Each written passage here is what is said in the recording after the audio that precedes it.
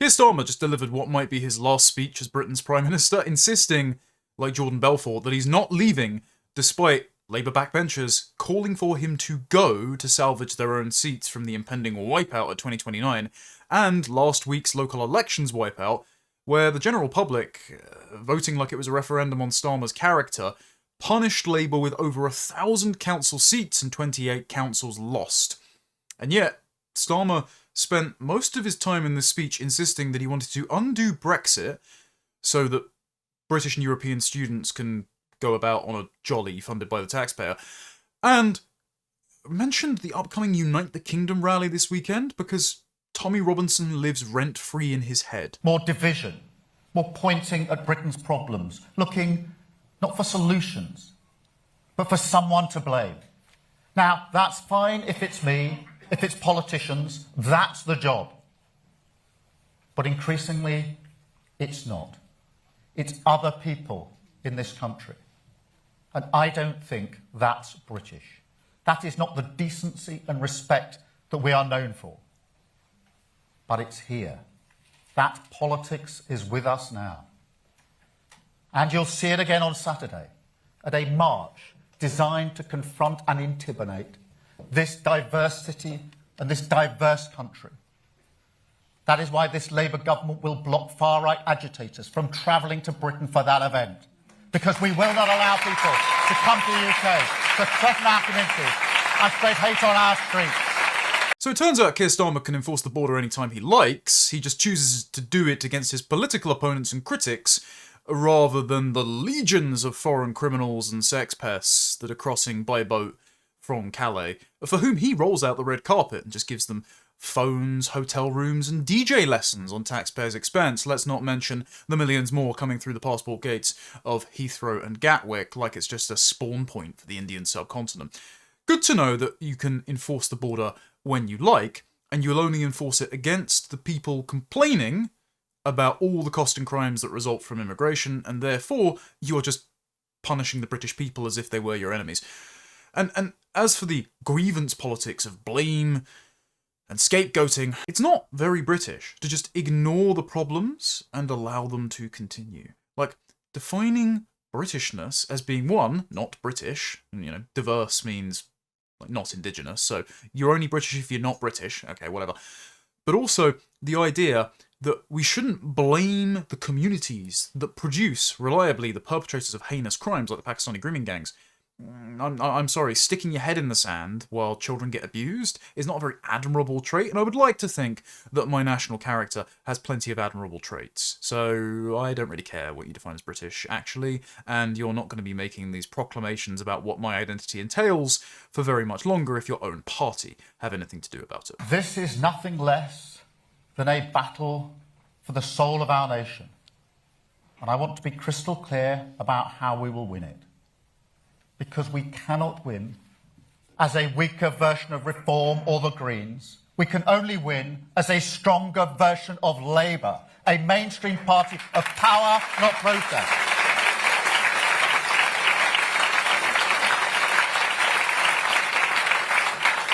And I also want to be really clear on this, because I will never stop fighting for the decent, respectful, diverse country that I love.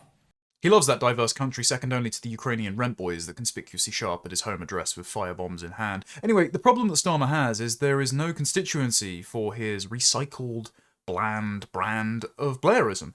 And there was an interesting piece in The Guardian today written by Andrea Egan, who is the General Secretary of the Unison Public Sector Union, so represents the million or so people that work for the taxpayer, or at taxpayers' expense, I should say, and who are still, ostensibly, Starmer's only voters. There's about 16-17% of the public that work for the public sector, the civil service, the NHS, etc., and that's Labour's dwindling polling figure, so it almost maps on 1-to-1.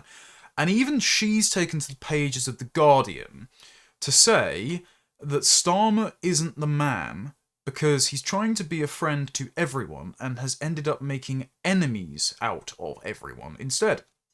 She says, The breaking apart of Labour's base has been a gradual process, from hemorrhaging almost 5 million votes between 1997 and 2010 to getting the lowest vote share of any winning party in modern history at the last general election. This is something Diane Abbott pointed out on X, by the way, the other day. She said that Starmer has learned the wrong lesson of the last election because he actually won with fewer votes than Jeremy Corbyn, and so it's not that people liked Starmer and Labour, it's that people hated the Tories, so Starmer is not actually irreplaceable.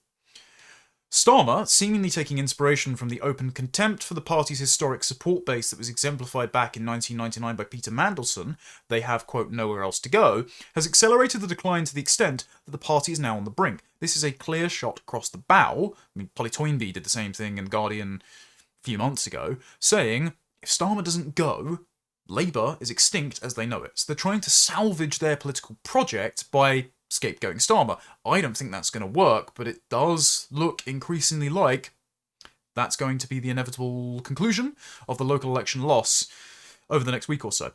She says the Prime Minister has deliberately hollowed out the Labour Party, completing its transformation from a mass social democratic party into a brittle elite club.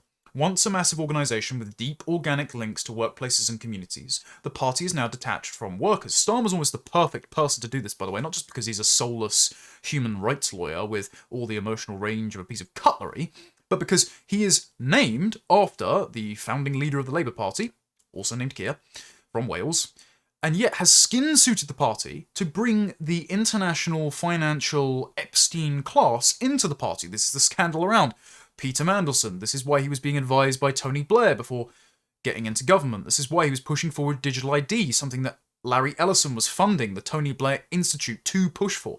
This is why he relied so much on Morgan McSweeney, who is conspicuously Peter Mandelson's protege, and allowed Mandelson to pick and choose candidates for the 2024 election.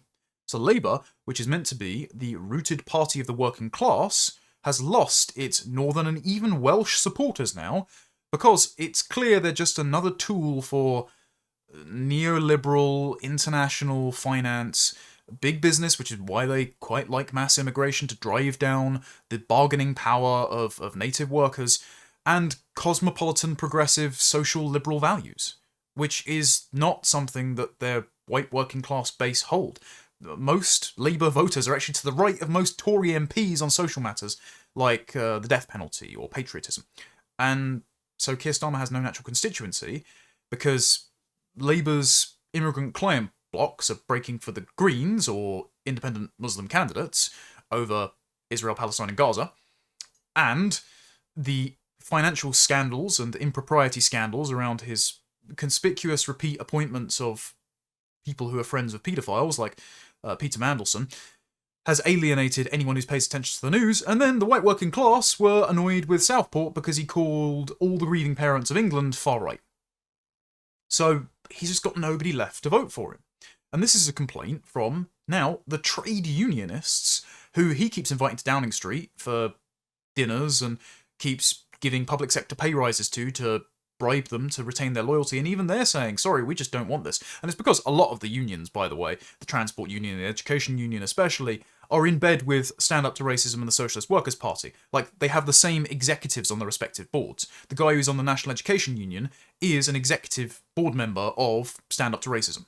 So even Labour are now not progressive enough for their vanguard, astroturfed activist groups who are protesting to keep the asylum hotels in place while Shabana Mahmood is trying to pretend to engage in some immigration restriction to win back the white working class. Serve two masters and get sacked by both, I suppose. She continues, the path from private lobbyist to Labour MP is now an established route. This is just correct. I mean, look at Sue Gray's son being parachuted into a safe seat, or Keir Starmer's niece being given a safe Labour seat at the last local election, if there is still such a thing.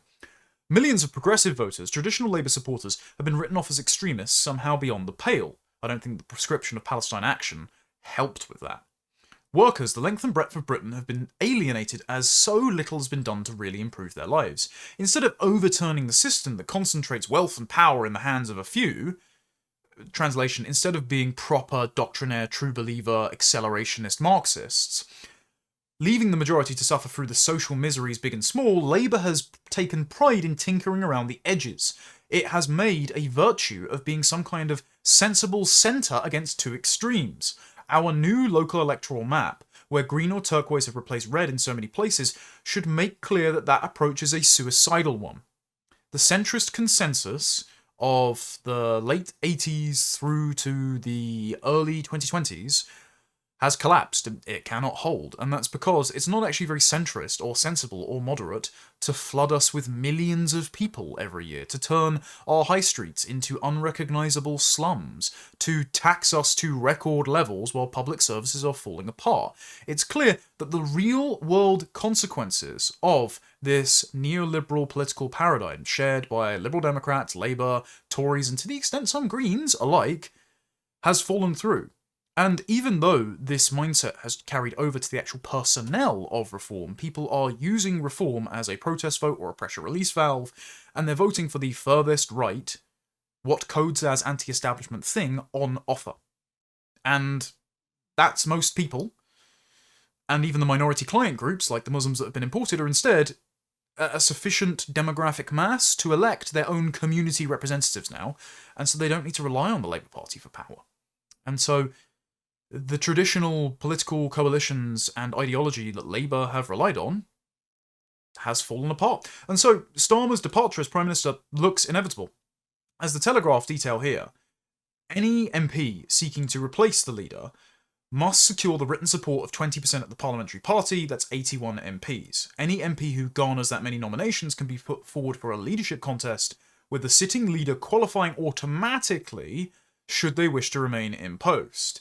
It's unclear whether Catherine West, who was a former Justice Minister, will get 81 MPs because she threatened on Laura Kuenssberg's show to mount a leadership bid if Starmer didn't resign. She since, by the way, has said she won't launch the bid against Starmer and will instead email all Labour MPs today seeking their support for a timetable for him to resign, in the hope it triggers a leadership contest, because the line that's being trotted out now is for Starmer to get his affairs in order and save the country, translate the Labour Party, from chaos. Basically, more managed decline even within the government itself. Ed Miliband seems to have been at least the catalyst for this talking point, or he was the only person whose team leaked it to the press, because it was reported by the Times that he went to Starmer and said, you need a timeline for your ordered exit soon. That was leaked I think it was the day before the local elections. So it's clear that all the noises coming from the Labour camp are Starmer is a disaster and we need to get rid of him as soon as possible. But Starmer doesn't intend to go, and I think they're all worried that he's just going to impulsively pull the trigger and launch a general election if he thinks the leadership threats are sufficiently credible. And the more noise is coming, we could even have an early election rather than Starmer being replaced by Rayner or Burnham or Miliband. Who knows? Anyway, Wes Streeting is sharpening his blade for Starmer's back. Usually he looks a little bit below the waist, but maybe he's exerted some control over himself this time. Streeting has already told Starmer he is preparing his case to be the next Prime Minister. Now, what happened here is Streeting's team accidentally texted his leadership bid plans to Downing Street staff. So they gave the game away. And Streeting, who in this photo seems to be eyeing up the place to slip his dagger between Starmer's shoulder blades, et tu, Wes. That wasn't a euphemism, by the way. Streeting is now pivoting, publicly, I don't know whether Starmer's actually buying this privately, to saying, well, in the event that someone else pulls the trigger on a leadership bid, don't worry, Captain, I'll keep the ship going in the same direction for you. Because remember, Streeting was a close friend of Peter Mandelson and bizarrely responded to the Mandelson scandal and allegations that any friendship with him is a sign of impropriety by publishing his own WhatsApps showing that he was complaining about government policy to Mandelson and that they were in regular contact for the last few years.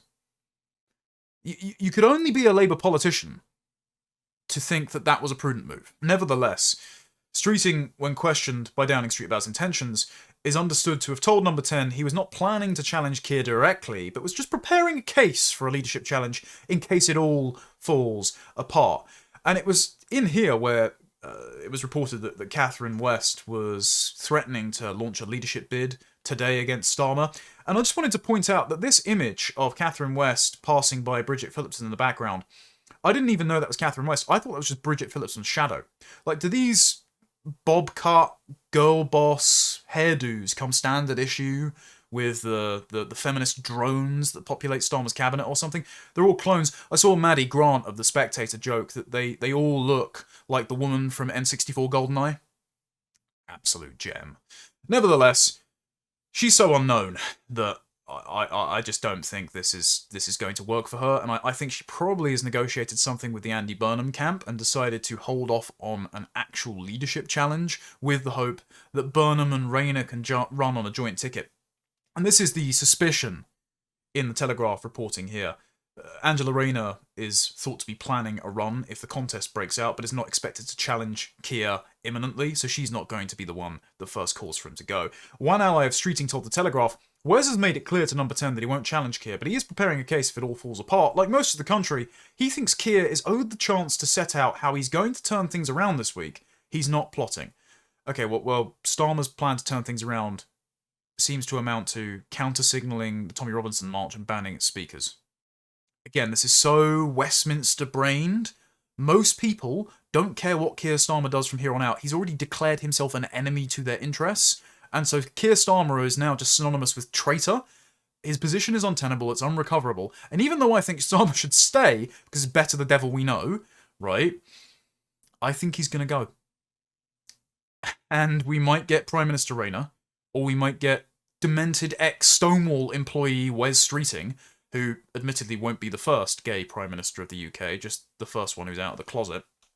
Anyway, the Telegraph understands that if Streeting does launch a leadership campaign, he'll argue he's the only candidate who can beat Reform UK after Labour held on to his local council, Redbridge in East London, this week, because Rayner lost Thameside Council, which is basically in her backyard. Lisa Nandy's also unlikely to do anything because she was originally going to run with a joint ticket with Andy Burnham to lock down the north, but Wigan just went entirely Reform bar one independent candidate, so there's a total wipeout there. And nobody likes Nandy anyway, she's an absolute half-wit. So that has weakened their respective positions. It looks like Streeting would also be the pick of the Epstein class, mentored by Mandelson, and so might just succeed Starmer as a new mask over the Borg of Blairism that wants to continue running the British state, because it built the behemothing civil service that's actually running the country, after all.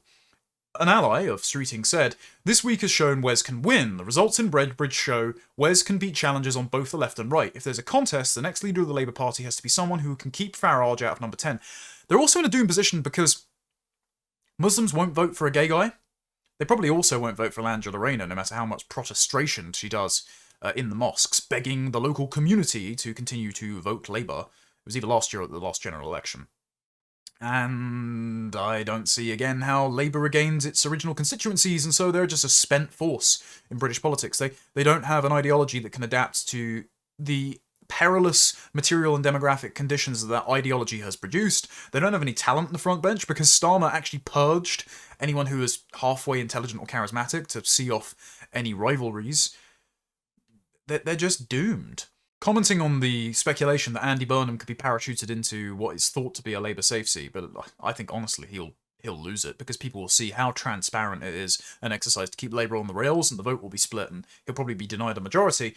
One Labour source has said to the Telegraph, the soft left are now panicked there will be a contest before they're able to get Burnham back in. Meanwhile, Angela is unpopular and her own council has just fallen to Reform. The British public thinks she is a tax dodger. We may end up with Ed Miliband as the compromise candidate of the left if it all falls apart before Burnham can come back. The funny thing is, Ed Miliband was seen as the mentalist that he was back in, 2015? And he's, since being appointed Energy and Net Zero Minister, caused our energy bills to become even higher, and they were already the highest cost for electricity in the developed world because of his obsession with wind farms and solar panels in a country that gets less sunshine than Russia. So any of these options is a disaster. Miliband, I think, is smart enough because he's already said that he doesn't actually want to mount a leadership bid, but instead, allies of Keir Starmer told the Telegraph Miliband is on manoeuvres and trying to act as a kingmaker in the contest. So he wants to probably carve out a position for himself as Chancellor to succeed Rachel Reeves. But if any of these people want to sip from the poison chalice, they're more than welcome to.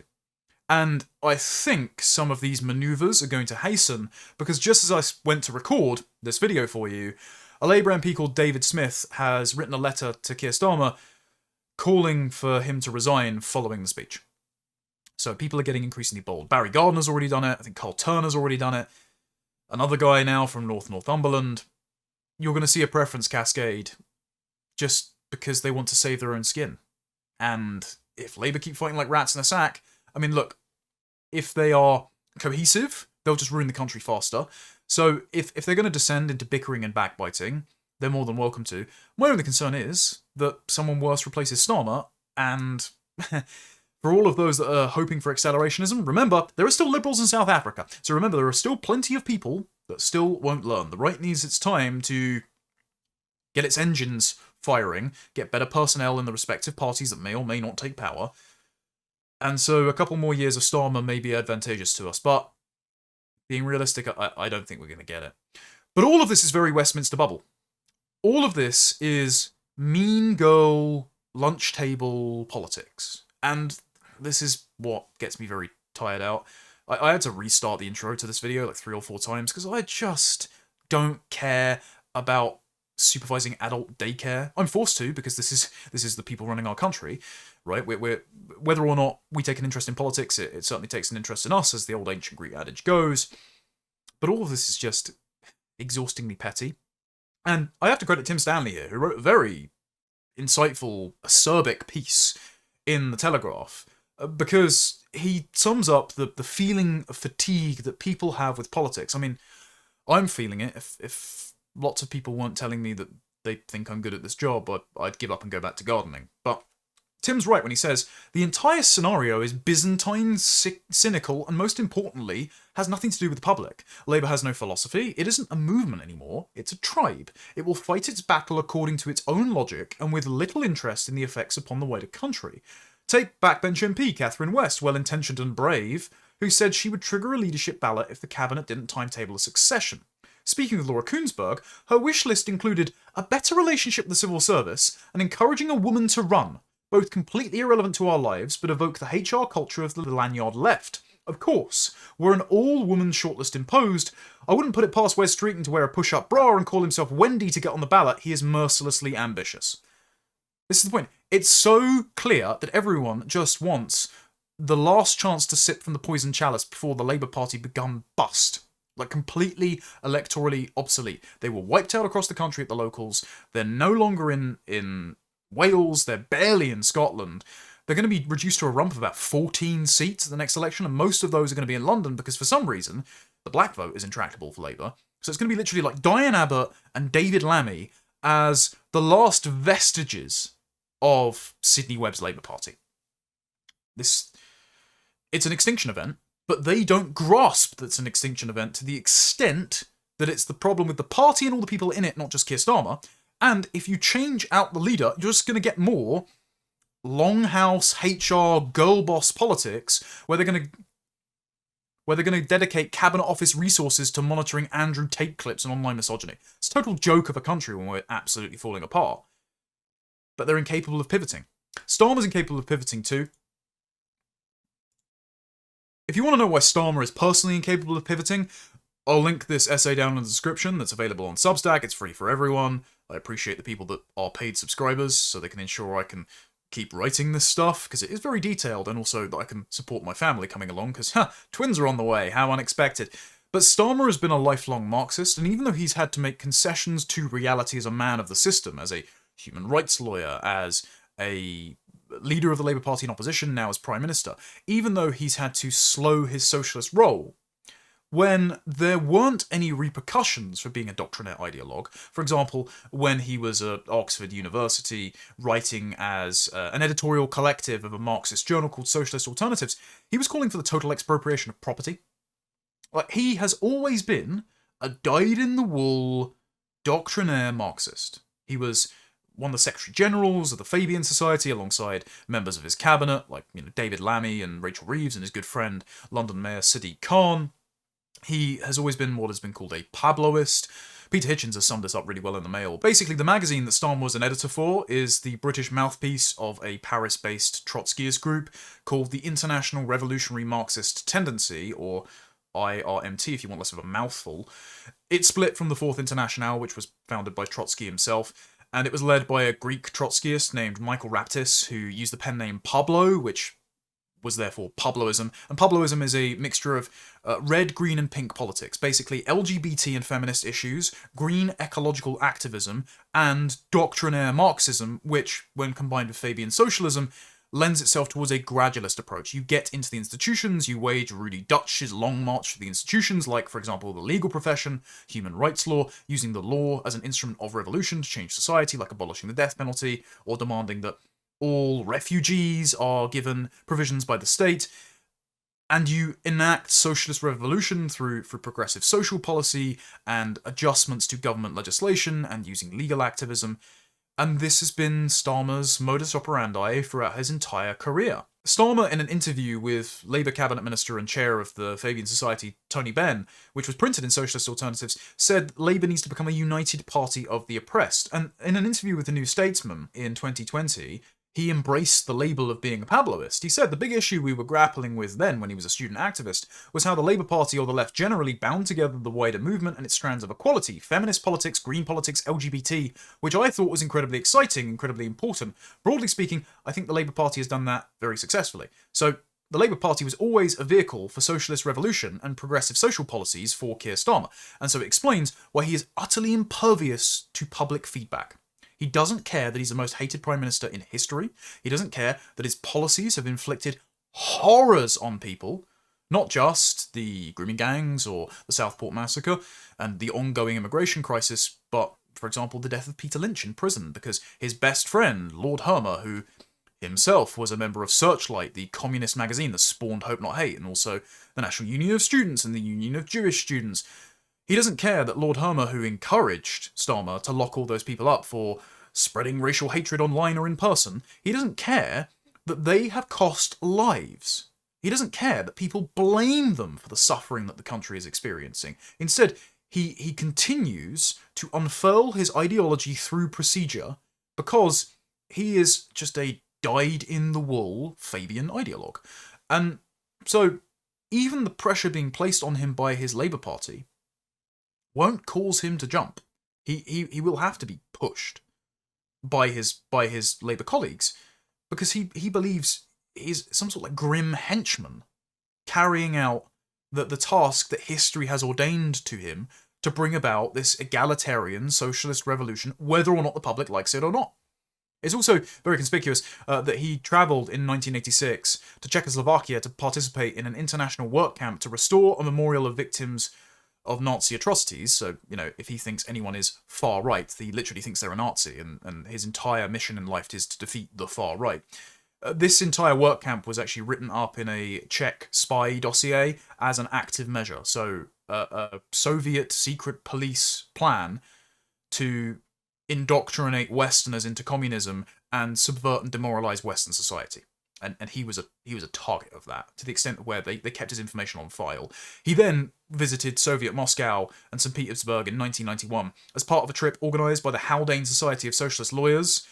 I suppose, his arrival in the USSR is a bit like his arrival into the Labour Party. It precedes their imminent collapse.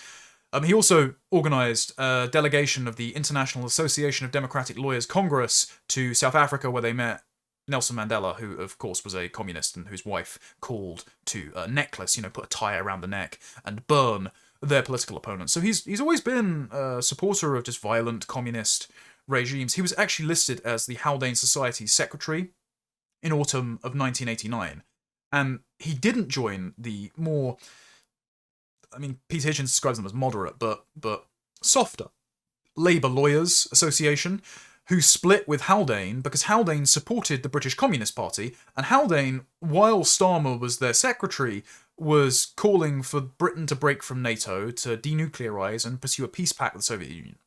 So he was a communist apologist who wanted to expropriate private property, a Fabian socialist, a human rights lawyer who constantly took cases for terrorists and child murderers to get them off the death penalty in Jamaica and Belize and the like. One of his colleagues said that he was a radical barrister at the time where the profession was very conservative, and they joked that if he was abiding by the cab rank rule, the idea that barristers have to take the first case which pulls up to them, then for some reason his cab rank must have been parked outside Finsbury Park Mosque. Remember, he represented Hizb ut-Tahrir, I think it was in 2008, when the Conservative opposition tried to criminalise it. It's now prescribed as a terror organisation. Hizb ut-Tahrir, by the way, were influencing Prevent to stop monitoring Islamic terror. They influenced a Met police advisor and guy who worked at Finsbury Park Mosque and was friendly with Sadiq Khan, who celebrated the October the 7th massacre and said Hamas were the martyrs of resistance. They also held back the Muslim Vote organisation in 2024. He defended them pro bono and wrote to the European Court of Human Rights on their behalf, saying they were an important voice that deserved to be heard in a democracy. So he's always been a revolutionary that sided with the enemies of Britain. So, by the way, as Rachel Reeves, who hung a portrait of Red Ellen Wilkinson, the former chair of the Labour Party and member of the British Communist Party, who went to Soviet Russia shortly after the Bolshevik Revolution and met with Trotsky and Lenin's wife. She hung an image of her in number 11 Downing Street and replaced a portrait of Nigel Lawson, who was Maggie Thatcher's Chancellor, with Red Ellen instead. So these people just hate us. They're Marxist ideologues, they are impervious to our feedback, and our government is basically occupied by people who despise the people they rule over, but also think that imposing a socialist revolution on us is acting in our best interests. Anyway, all of these details, it's available to listen to in audio form, and all of the links are cited and sourced in the piece. Again, I'll link it down in the description, but hopefully that provides insight into why Starmer is impervious to pressure from us and his own party, and why he is insistent that he won't resign, even though his position is untenable this morning, and why, even as it looks like he's going to be ousted from office as Prime Minister because the public hate him, he's still obsessed with the far right. He's fighting Hitler in his head. Now, other people that are absolutely deluded and living in their own Soviet-style cult of cope is the Conservatives, because the Conservatives didn't do very well either. Just being clear, at the local elections, the Conservatives suffered a pretty seismic wipeout, but they are clinging on to the fact that they salvaged Westminster Council from Labour and that they managed to fend off reform in Bexley, in southeast London. And William Atkinson has written, again, a very acidic but insightful piece here in The Spectator, I loathe to admit, and he's pointed out seizing back Buckingham Palace Council was the jewel in the crown of several good results. Wandsworth, though only reduced to no overall control, seems set for a Conservative administration, while the party won or held on areas like Harlow, Harrow, Bexley and Broxtowe. Overall losses were down on last year, vote share estimates were up, but trying to spin these results into a victory only left Badenoch looking like comical Kemi. It really had the Jeremy Corbyn 2017 we lost the election but won the argument vibes when Kemi convened a speech outside, I think it was Westminster Council Hall building, to say the Conservatives are back despite losing hundreds of seats. As Will mocks her here, good news, the party held or won back a few councils, but it was still down 563 councillors. Good news, the party's loss rate was 44%, rather than last year's 68%, but the vote share was still down 11 points in 2022, when these councils were last contested amid Partygate, and in Scotland and Wales the party plummeted from 2nd to 5th and 2nd to 4th respectively. This election was the one where the Tories, after quite the innings, were finally ended as a national force. So long expected it is almost unremarkable. Both the Tories and Labour are spent. The Unit Party is dead. And by the way, nobody is talking about the Liberal Democrats. Nobody cares about Ed Davey. His name actually slipped my mind. It's just the image of him falling off a paddleboard that made me remember it. Like, nobody cares if you're challenging Keir Starmer to a FIFA 1v1 when Britain is just getting destroyed demographically, economically, in every way possible. This is frivolous nonsense, and your own voters, whose large gardens are increasingly being invaded, don't have the time or money to care about this anymore. Will continues, it bears spelling out how badly the party lost. Essex, home to the seats of 6 members of the shadow cabinet, including Badenoch and James Cleverly, Suffolk, Norfolk, Sussex, Lincolnshire, and other areas where cliches about Tory votes once being weighed, not counted, abounded. Claiming these results are unimportant since councils are being restructured, as Badenoch has, is disingenuous. To claim reform are not the leading party of the right, as James Cleverly did yesterday, is delusional. And talk abounds of Cleverly running for the London mayoralty with his seat going teal. Hasn't London suffered enough? If James Cleverly is run as London mayor, the guy has the name Cleverly and lives in Braintree, and I can't think of any more ironic a constituency or surname for someone so thick. Reminder, when Kemi won the leadership, he said, oh, Labour's looking awfully pale, male and stale these days. It's like, James, why do you have contempt for the native majority of this country if you are trying to win back power? he whittled on about intersectionality during the assisted dying debate. So he's, for some reason, like an ethnic partisan, but only for his dad's half the family rather than his mum. I can't stand the guy. Anyway, the Conservatives are now a party for a shrinking coalition of very select groups, crowded around the capital and southeast. And this is really insightful from Will. The very old and very wealthy, like Charles Moore, North London Jews, which is why Kemi Badenoch keeps talking about anti-Semitism but never about anti-white hatred, Hindu nationalists, thanks Priti Patel, though those are jumping to reform, Soho gay bars, also jumping to reform, and the Times comment section. So they're tailoring all of their policies to Fraser Nelson, which makes sense because Fraser Nelson, of course, wrote Kemi Badenoch's maiden speech and has been pretty avoidant about the fact that he did that.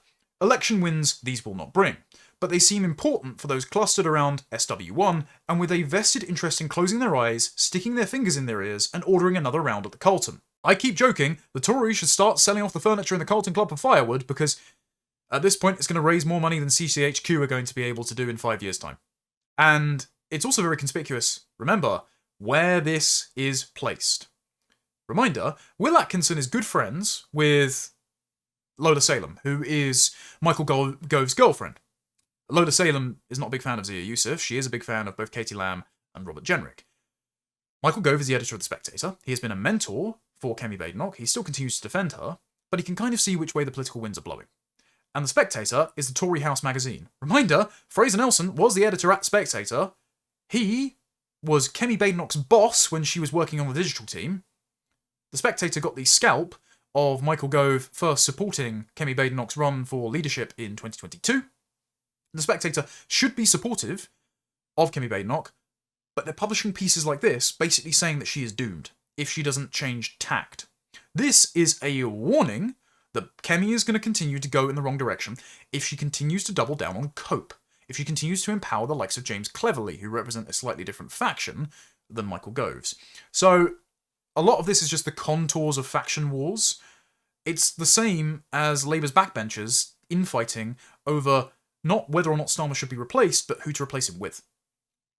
If you read these pieces in the light of who's writing them, where they're being put, and the kind of tone, whether or not it's adversarial or a punch with a boxing glove rather than bare knuckles, then you can start to see what's going on here. This is panic setting in for all of the established parties who realise they actually can't win the next election.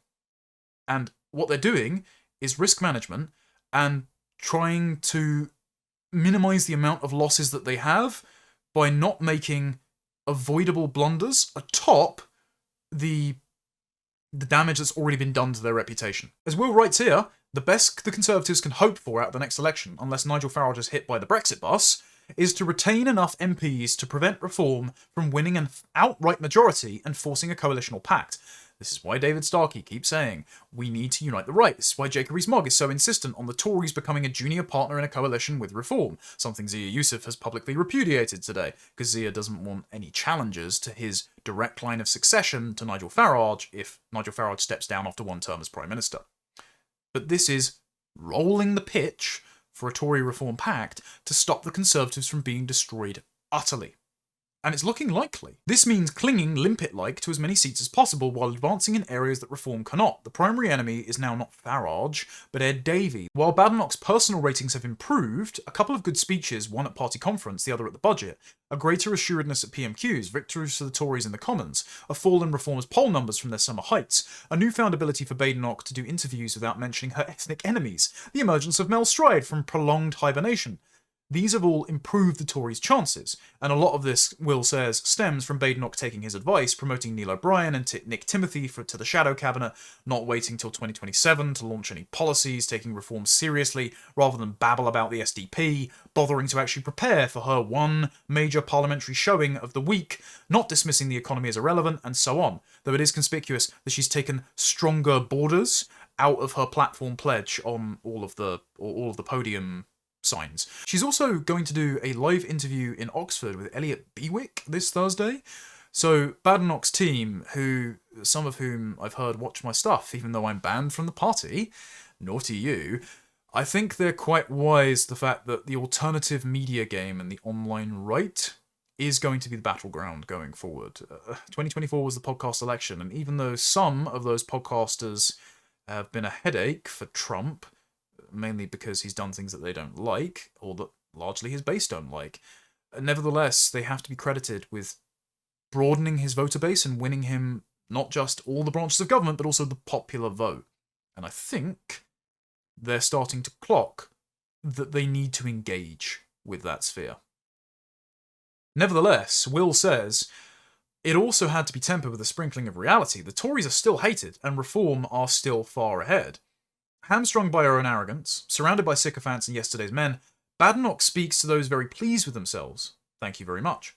They might be a bit worried about the impact of Starmer and Rayner and Burnham and Polanski on the city, Kashmir, pensions, house prices, delete as applicable. But they're the sort of people happy enough with 14 wasted years to think the Tories still deserve a hearing or consider Farage too déclassé to go over to reform. This is just Michael Gove. They don't represent much of Britain, as Thursday showed, but enough for her to go on amid the cheers of the party faithful. A year ago, Will called for Badenoch to be replaced. He won't do so now. Instead, he'll cheer her on. He's concluded she is the perfect leader for the party going forward. That's no slight on Timothy, Claire Coutinho, Katie Lamb, or other worthy replacements in the parliamentary party, because they're far too honest about Britain's plight to shoulder the task Kemi has set herself, to appeal to those parts of the country who do not believe Britain is broken. Badenoch lives in a bubble. She appeals to others who do so.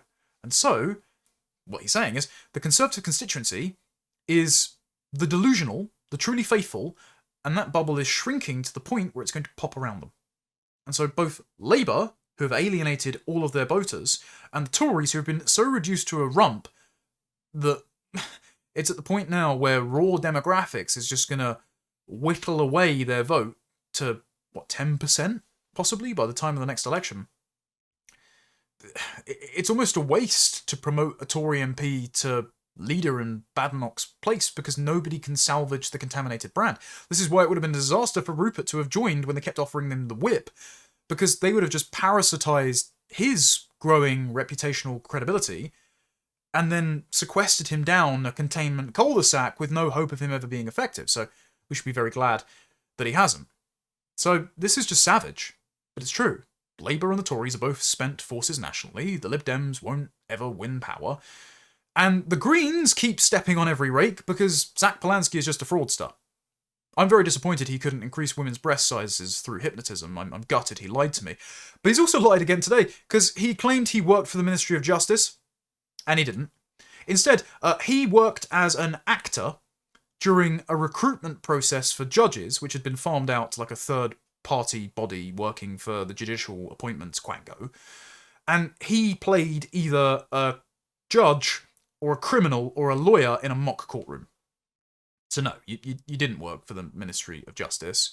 You're just an ugly, deceptive freak trying to pull the wool over people's eyes. And unfortunately, you have plenty of gullible young women who have been convinced to vote themselves into a dangerous place going along with you. So to summarise, Starmer's cooked. Badenoch's not faring much better either, but she'd probably be in a more secure position if she purged Priti Patel and James Cleverly and any of the other bloodied hands from the Boris wave from the levers of the opposition, but whether or not she does that, I don't think it means the Conservatives are either eligible nor deserve to ever be elected to government again. At the moment, it looks like they might be the junior partner in a Reform coalition if Reform's voting share continues to stagnate, but they could benefit from the capsize of all the other parties which seem to be doing a perfectly good job of screwing it up for themselves on their own.